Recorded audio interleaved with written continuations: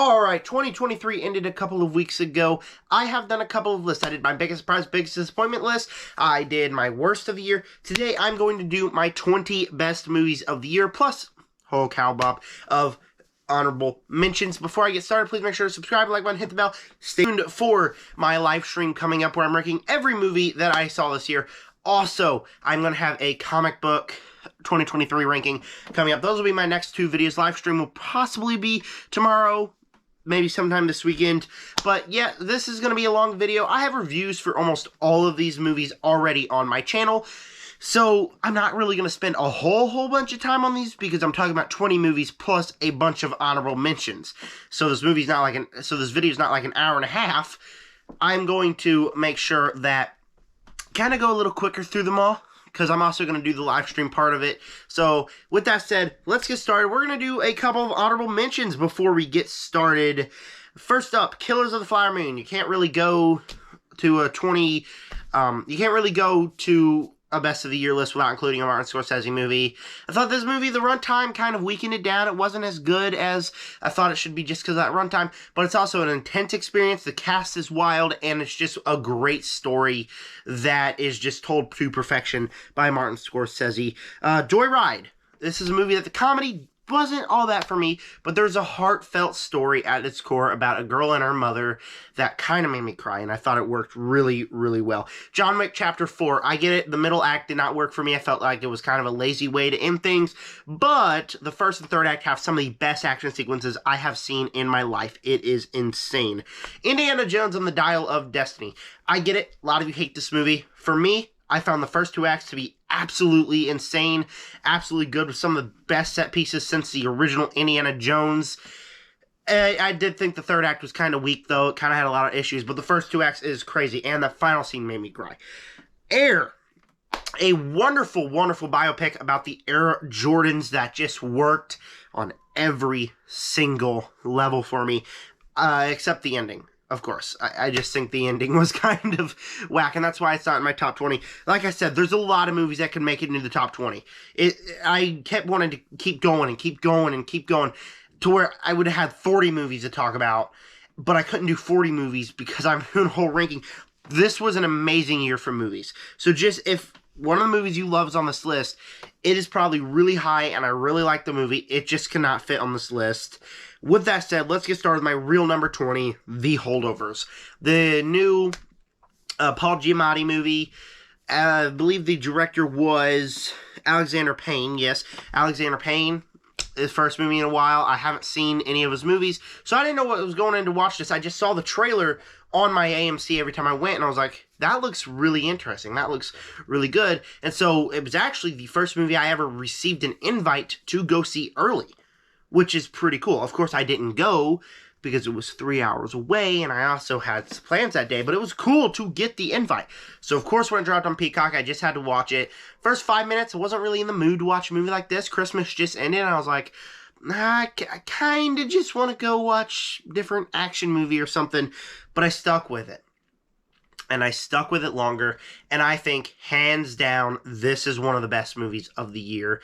It is just a fun story with amazing dialogue about two characters stuck at a school that have fantastic chemistry with each other. Both of the actors, specifically Paul Giamatti, have great chemistry with each other, but it gets an emotional undertone, and there's kind of emotions that give you there to where you get to the ending and he's like quitting his job for this kid, and you're like, dang, that got kind of really deep, and it's just kind of an emotional story and kind of just fits well. Another movie that I thought was way too long.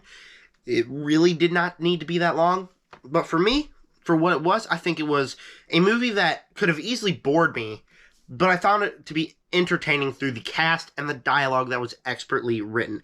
Number 19, The Flash. This is a hot take because a lot of you, and I do mean a lot of you, is gonna be like, how dare you put The Flash there? I know a lot of people don't love this movie. For me, I absolutely adored it. I hate the CGI. That's understandable. The CGI is some of the worst CGI I have ever seen, but the movie for me is just pretty great. It's a superhero movie that doesn't need to go the same as everything else. The whole movie doesn't follow the format where you get the hero, you get the threat, they go on a couple fights a couple times, you get the big CGI battle, movie over. It's not what this movie does. This movie has an interesting spin on things to where it's funny, mainly because Ezra Miller is hilarious. Unfortunately, he's a terrible person, but he is hilarious in this movie. But then you also get just like the emotions with him and his mother. When you get to the end, it's kind of just like, okay, we're really going there. And it really kind of fit the mold. It really was really emotional to where I watched this movie 3 times now and I never got bored of it. I never once sat down and was like, oh, I gotta watch The Flash again? Okay. It's a movie that if I see The Flash is on, I'm like, The Flash is a really good movie. And out of years that have had comic book movies that are absolute dog crap, and comic book shows that have absolutely have not exceeded. I'm into Echo right now. I'm 3rd episode. No thoughts yet. But for things that have gone that way, this was a movie that just did something different, and it shined from that. Teenage Mutant Ninja Turtles Mutant Mayhem, the movie right here. This was a movie that I thought was pretty great. The animation style is gorgeous. Absolutely gorgeous. It does a unique spin on the Turtles where they just want to go to school. They just want to get out of sewer and go to school. And when you get to the end there, it takes a unique spin on the Turtles to where you're like, this is something I want to see more of. I want to see more. The Shredder tease at the end got you excited for more, to where Teenage Mutant Ninja Turtles Mutant Mayhem 2 is by far one of my most anticipated movies of however long. Voice cast is crazy. It's just a really good movie. I did think the 3rd act, for a minute there, kind of did something that was like, okay, we're getting into something. This is clearly a dream. And it wasn't a dream. And it just kind of mixed with the story, and the pacing kind of went downhill for that one.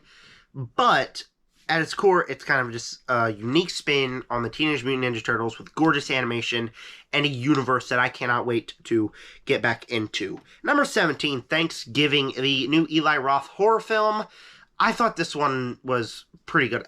I would even go to say this is a better Scream movie than Scream 6. The movie we got this year that was an actual Scream movie, these next 2 movies I'm going to talk about are both better Scream movies. This has everything that would make to be a great Scream movie. In fact, I have a feeling that Eli Roth pitched this one to be a Scream movie, and then they picked up. That's just how much of a Scream movie it feels. It has the reveals, the kills, the masked bad guy, the intriguing kills, the cool set pieces. It's got all that to where I found the first 2 acts to be a pretty fun horror movie, but then Eli Roth does his thing to where it's just like, okay, we're really going there with some of the violence and gore that it shows you. I was just like, we are really going there. Okay, this is cool. This is awesome. There's one scene where they cook somebody in the oven, and she's alive the whole time.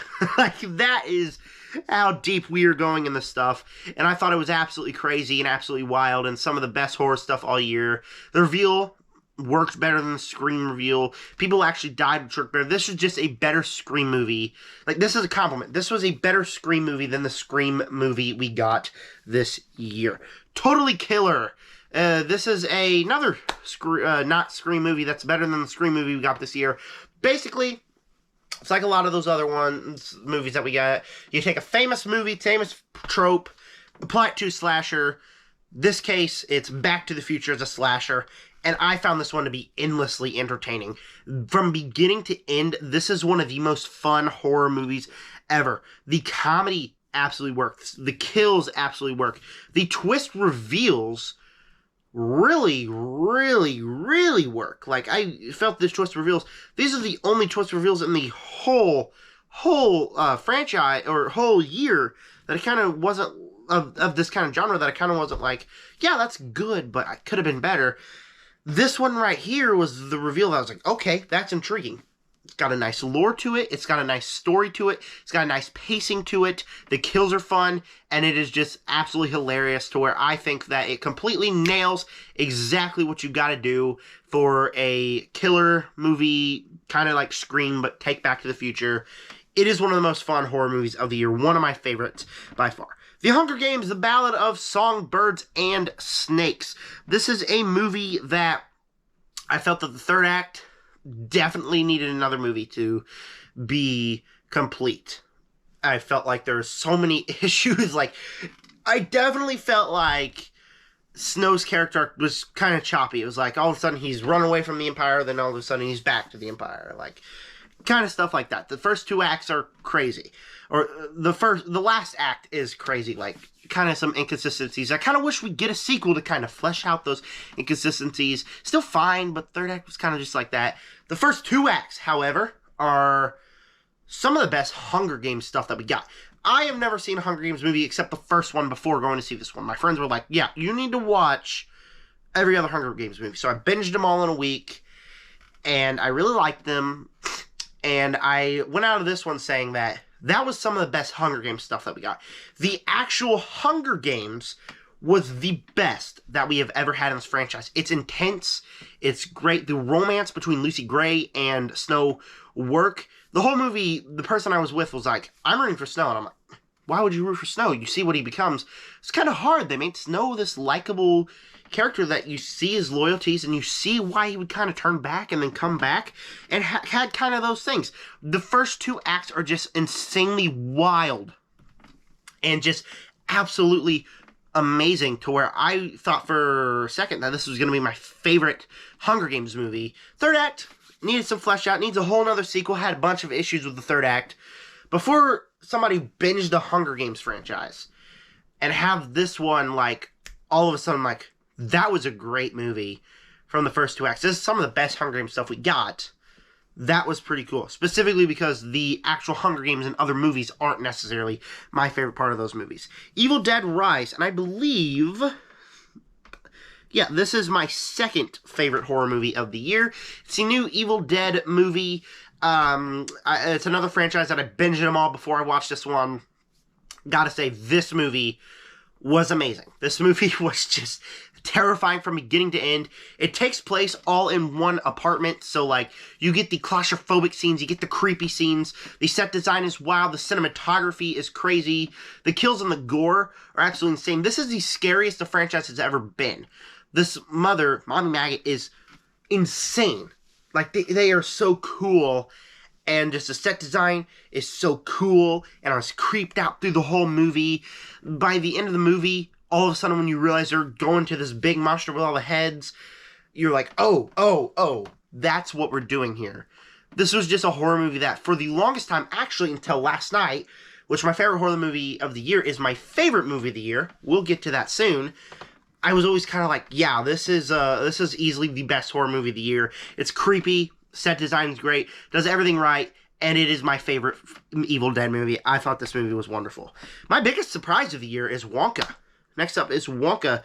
I believe this is number 13. Wonka. This is a movie for me that I went in like, this is not going to be good. I didn't like the trailers. I thought the idea of a Wonka prequel was interesting. I was interested in it. But the trailers made me be like, I don't want to see this. And my brother was like, we're going to go see it. I'm like, I know I'm going to go see it because I'm a film critic, but I'm not really looking forward to it. And I walked out of the theater thinking this was easily the best not children's movie, but family movie of the year. This is a movie that you bring your family to go see, and you have an absolute blast the entire time. Wonka, for me, not only was just fun, but it had memorable set pieces, memorable musical numbers that were just great from beginning to end. It had amazing emotions to where you had this whole subplot about the daughter and the dad that genuinely made me cry. And for me, who's never liked the Willy Wonka story, I kind of got a little nostalgic and emotional when he sang that final song. I never liked the movies. I've never watched the movies. And I found myself getting nostalgic and sad when they played. It affects all the emotions to where if you like the old Willy Wonka, you're going to love this movie. If you're a kid, you're going to love this movie. If you're just parents and your full family going to have a fun time, you're going to love this movie. To where it was me and my brother. I missed the Chiefs actually winning a game for once to go see this movie. And I gotta say, easily not easily, easily the biggest surprise of the year. I thought this was a blast. Number 12, Mission Impossible Dead Reckoning Part 1. This was a movie that I watched in the theater, and it was top 20. And I was like, that's a good movie, but I feel like there's too many stuff going on, and I felt like it needed to slow down just a little bit. Rewatching it, I actually bought the Steelbook. It's over there. And I gotta say, I love this movie. I thought this was a phenomenal Mission Impossible movie. I think having the ability to pause it or go back if you missed something to kind of refresh your brain on some things really helped this movie out. For a movie that's so fast-paced, you got all these characters chasing after them, and you got this other plot over here, this other plot over here, plot over here. When you're able to slow that down, it all fits perfectly. With some amazing action set pieces, a new character that is absolutely insanely good, and just, again, Christopher McGuire strikes again. I thought that he absolutely struck again and made another great Mission Impossible movie that I cannot wait for part 2. If there even is going to be a part 2, I've heard they're changing the name a little bit, so we'll see what that is. But I think that this is a really, really fun Mission Impossible movie, and one of the best of the franchise, specifically when you can slow it down and refresh your brain. Number 11, Fincher's The Killer. David Fincher's The Killer. This is a new David Fincher movie, obviously, and for me, I went into this one like, I'm not the biggest Fincher fan, never liked Mank, The Social Network, I'm not the biggest fan of. The only movies that I've seen of him, and I went into this one saying, I like the trailers, but I'm not sure if I'm going to like it. And this is intense. This is some of the most intense filmmaking I've ever seen. You get this character, and you can see that he's going through this character arc the whole movie. He doesn't want to kill these people, but stick to the plan, stick to your guts. He has his own monologue, and you think he's going to change. He enlists somebody to help him, thinks he's going to change, and the next thing he's shooting them in the back of the head. Or he's snapping their neck. And you're just like, wow. It's what it takes to be a contract killer. That's what it does.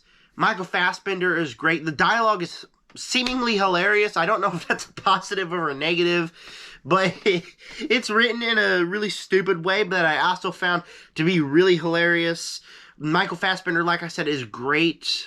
The one action sequence we got is pretty intense and great. The word that I use to come to this one is an intense experience. It's an intense experience. Intense is the word. To where from beginning to end, you're going through the guy's character arc, and you want him to change so badly, but he doesn't change until the very end. And you go through this whole story that just kind of works as just a full character arc, and was just really kind of a great character arc. One of the best of the year. Kicking off our top 10, before we do that, we're going to do some more honorable mentions. Oppenheimer. Again, we can't do one of these without a Christopher Nolan movie. I think this is one of his best. It's crazy because this is all the way down in the mid-20s of the year. That's how good of a year this was. Cast is great. It really makes you think, holy crap, the whole world can go downhill in just a minute. It always finds a way to keep your interest. The plot completely switches from an hour in, and you're like, okay, I'm back in. I think it's one of Nolan's best. Jesus Revolution, a really great, for some reason, I really love this one. A really great biopic that I didn't feel like needed the conflict that it added, but as a Christian, it's kind of just a faith movie that incorporates faith in a really, really good way. Renfield, one of the funniest movies of the year. I found myself having an absolute blast with it. The action is insane. The cast is great. They all have great chemistry. I feel like the more time passes, people don't like this one as much. I still feel like this one's a blast. I really wanted this one in my top 20. It's Dungeons & Dragons, Honor Among Thieves. This is a really fun movie with emotional undertone that people just for some reason decided to not go see, and it sucks because this movie was just so fun. Fast X, I know a lot of people hate this, but for me, Fast Furious franchise went downhill. This one kind of picked it back up, back to the glory days where Furious 7 was, and I really like that. Now we're kicking off our top 10. Amona. This is a comic book movie, not a really comic book movie, it's based on a graphic novel. I'm including it on my list anyways, but I felt like this one was really good. It went under a lot of people's radars. Nobody really watched this when it was on Netflix. For me, I found the movie to work really, really well. I thought this was a really good movie to where the animation is gorgeous, the comedy works beginning to end, and then when you get to the end, there's a plot twist that is just insanely emotional, and you're kind of just like, I can't believe they actually went that route, to where it's a movie that nobody saw. Like, I can't believe nobody went to see this one, because I saw this all the way back in July. It's an underrated movie so much, and nobody really watched the movie. And so I'm here singing its praise, and nobody really went to see it, which is shocking to me, because this is a movie that really deserves it. It's brilliant writing, brilliant animation, really funny, and just one of the best movies of the year for sure. Knock at the Cabin, M. Night Shyamalan, not one of my favorite directors. I am very clear about that. He is not one of my favorite directors. I do not like him. And he made a pretty great movie here. He kind of just did everything right. He didn't have a plot twist that completely deleted everything good about the first 2 acts that just kind of like didn't make sense. He didn't have a plot twist at all. Kind of just kept it on the straight and narrow. Had a intriguing story that's kind of intense. You're like, I want this family to survive. The cast is great. Dave Bautista is phenomenal in this. And when you get to the end and what they actually decided on doing, it kind of gets emotional. I feel like this and The Happening, which I somehow love, I watched these 2 back to back. I kind of just like, I kind of like M. Night now. I kind of am starting to like him. I feel like this one kind of works. 8, Blue Beetle. My second favorite comic book movie of the year. And I felt like this one was just...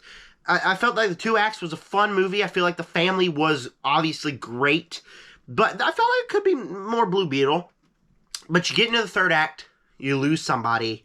You feel the emotions when that comes. And then you get some of the most fun superhero stuff ever. It's a big battle, but it's not big CGI. It's Blue Beetle kicking the crap out of some guys in a nice stylistic way, while the family's doing their thing, which is just absolutely funny. This movie is funny. And then when you get to the battle where they're fighting the big robot guy, it kind of gets emotional. You're like, this guy's just kind of some random guy, and then you realize his backstory, and you're like, huh, okay, that's kind of emotional.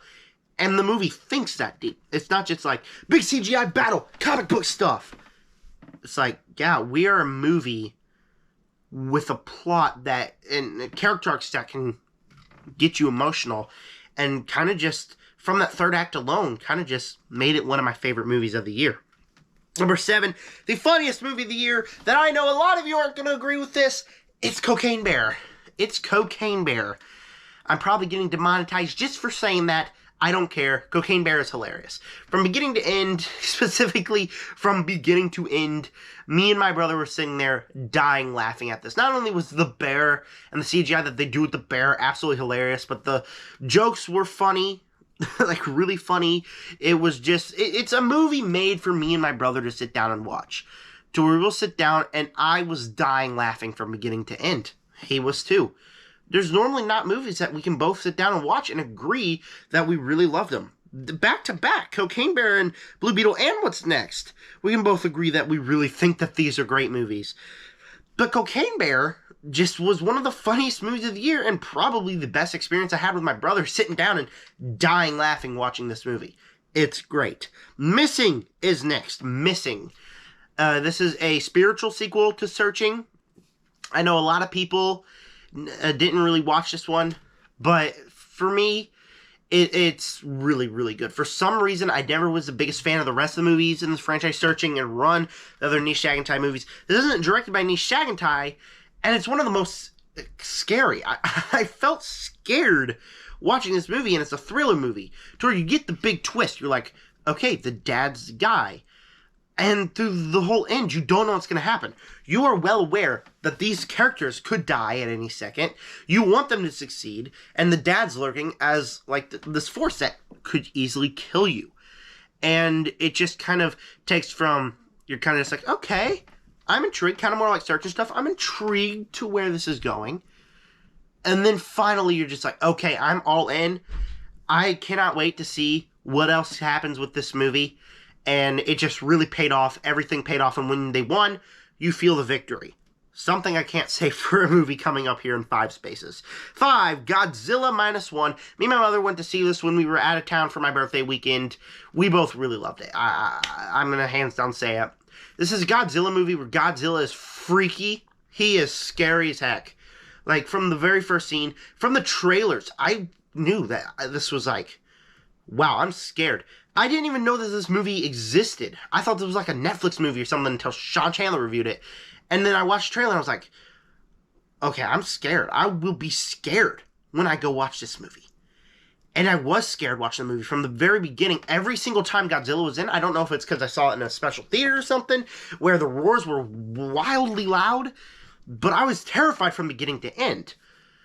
But instead of just also having terrifying Godzilla stuff, it also has human characters that have some of the best story about PTSD and intense emotions about that, and to where you get in the end and you get the victory, you feel the victory. You cannot wait for them to actually take down Godzilla because you feel this. You feel the emotions, you feel the characters, you feel that they need the victory, and when they get it, it feels earned. And along the way, there's some of the best character arcs I think ever put in a Godzilla movie. I thought it was great, and it puts the MonsterVerse to shame. I think the first 2 movies in MonsterVerse are the only ones that I can even really mind watching after watching this movie, because it just puts those movies to shame. And this movie is just so good.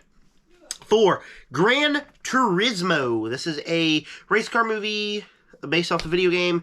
I've been screaming this praise ever since it came out. I went to this one thinking it was going to be good, but I didn't think I'd love it.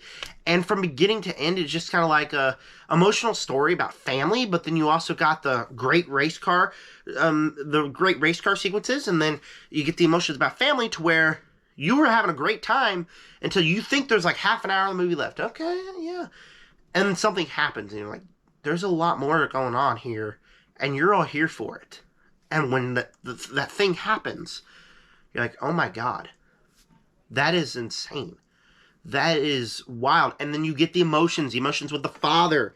Some of the best emotions that I've seen in a movie all year. And I was like, okay, wow. When you get the victories, you feel the victories. I feel like this is just a cinematic, great movie to where when you get the car crash, you're like, oh my god, that is crazy. It immerses you in the experience, and it never lets you go until the end to where you get that big victory. As a race car movie that I thought was just going to be good, I absolutely loved the movie. 3, Spider-Man Across the Spider-Verse. This is a movie that I knew for a fact it was going to stay as my favorite of the year, and it was not my favorite of the year. That's how good this year was. This is my favorite Spider-Man movie, hands down. It's a emotional story about Miles, where from beginning to end, you're like, this is a good Miles story. I just don't leave it down there. I was like, this is a great Miles story.